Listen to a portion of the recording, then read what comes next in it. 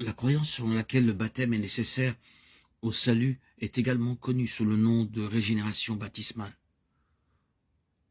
Le baptême est une étape importante de l'obéissance pour un chrétien. Mais il n'est pas nécessaire au salut. Chaque chrétien devrait être baptisé par immersion, de toute évidence, quoi qu'il arrive. Car le baptême illustre l'identification d'un croyant avec la mort, l'ensevelissement et la résurrection du Christ. Romains 6, 3, 4 déclare « Ne savez-vous pas que nous tous qui avons été baptisés en Jésus-Christ, c'est en sa mort que nous avons été baptisés.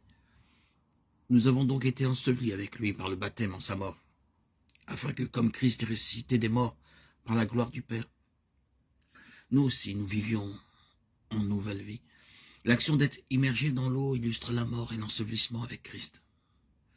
L'action de sortir de l'eau illustre la résurrection du Christ. Le salut par les œuvres est un salut qui exige quoi que ce soit en plus de la foi en Jésus-Christ.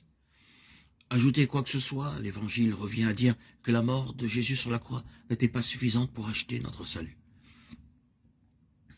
Dire que le baptême est nécessaire au salut revient à dire que nous devons ajouter nos propres bonnes œuvres et notre obéissance à la mort de Christ, afin de la rendre suffisante pour le salut. La mort de Jésus, à elle seule, a payé pour nos péchés. Romains 5, 8. Le paiement de Jésus pour nos péchés est attribué à notre compte par la foi seule. Jean 3, 16. Par conséquent, le baptême est une étape importante de l'obéissance après le salut, mais ne peut pas être une condition du salut. Oui, certains versets semblent indiquer que le baptême est une condition du salut. Cependant, puisque la Bible nous dit si clairement que le salut s'obtient par la foi seule, il doit y avoir une interprétation différente de ces versets. L'Écriture ne contredit pas l'Écriture. À l'époque biblique, une personne qui se convertissait d'une religion à une autre était souvent baptisée pour identifier sa conversion.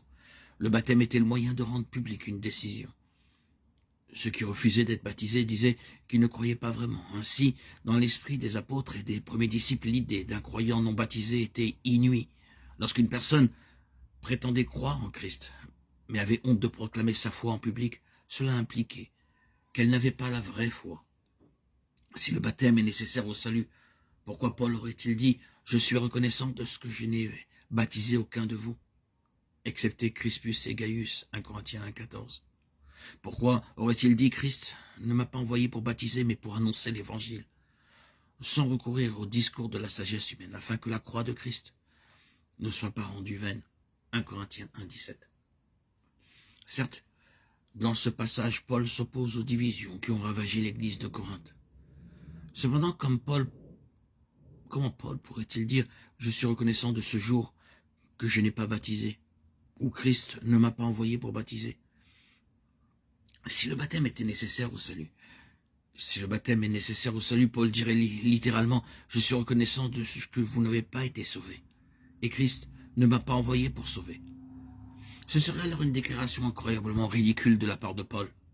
De plus, lorsque Paul donne un aperçu détaillé de ce qu'il considère comme l'Évangile, 1 Corinthiens 15, 1, 8, pourquoi omet-il de mentionner le baptême? Si le baptême est une condition du salut, comment une présentation de l'Évangile pourrait-elle ne pas mentionner le baptême?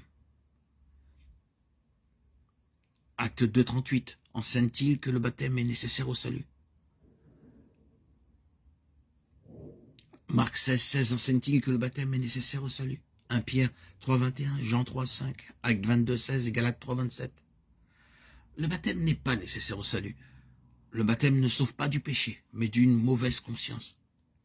Dans 1 Pierre 3, 21, Pierre enseigne clairement que le baptême n'est pas un acte cérémoniel de purification physique, mais le gage d'une bonne conscience envers Dieu. Le baptême est le symbole de ce qui s'est déjà produit dans le cœur et la vie de celui qui a fait confiance à Christ comme sauveur. Romains 6, 3, 5. Colossiens 2, 12. Le baptême est une étape importante de l'obéissance que chaque chrétien devrait franchir.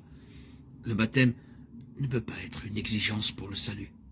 Dire cela est une attaque contre la suffisance de la mort et de la résurrection de Jésus-Christ.